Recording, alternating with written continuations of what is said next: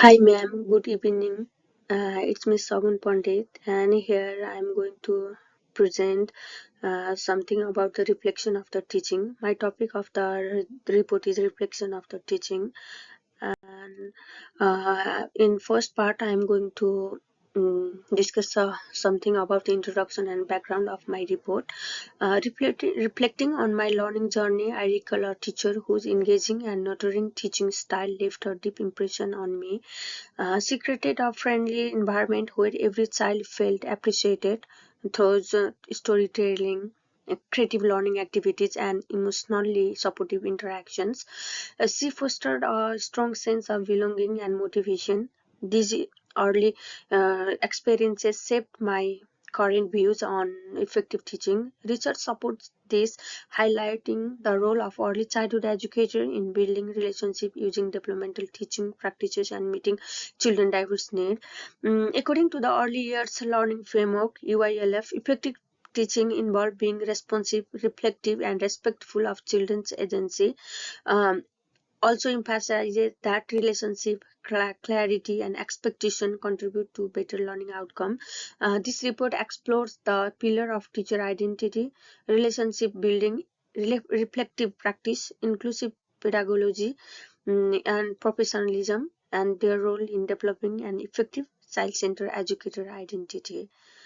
And the second part of my report is purpose of the report. This report aims to critically reflect on the meaning and practice of effective teaching in early childhood education. It draws on my recent teaching experiences as well as my personal memories of teacher I admire as a child. By combining this reflection with current educational research, the report identifies key pillars of teacher identity that influence effective teaching. It also explores how these pillars contribute to my evolving identity as a future early childhood educator.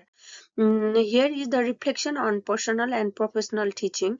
My teaching practice this trimester reinforced the importance of child-centered, inclusive, and intentional teaching methods. These experiences reminded me of a teacher from my childhood who promoted learning through questioning, teamwork, and hand-on activities like storytelling and role play. Her approach made learning meaningful and fun while fostering a sense of belonging. Mm, and I now believe that effective teaching stems from being intentional and responsive to each child's developmental stage. And the key pillars of teaching identity is a contemporary research defines strong teacher identity in early childhood education as rooted in professional knowledge, reflective practices, and relational pedagogy. Mm, and the reflective practice is another essential pillar. Explain that reflective educators adjust their method continuously to meet learners' diverse needs, aligning with NQS quality area 1. Lifelong learning and ethical professionalism are also vital as they support collaboration and adherence to evolving educational standards. Here is the effective teaching in early childhood education, which is the part of my report. Effective teaching in early childhood education means adopting intentional, evidence-based, and responsive practices that foster children's cognitive, emotional, social, and physical development. It goes beyond delivering content, focusing instead on building, nurturing inclusive environments where children feel safe and capable of learning. Effective teachers also build respectful partnership with families and communities and demonstrate cultural competence to support diverse and equitable learning for all. Here is the theory and policy in practice. My understanding of effective teaching is shaped not only by experience but also by educational theory and policy.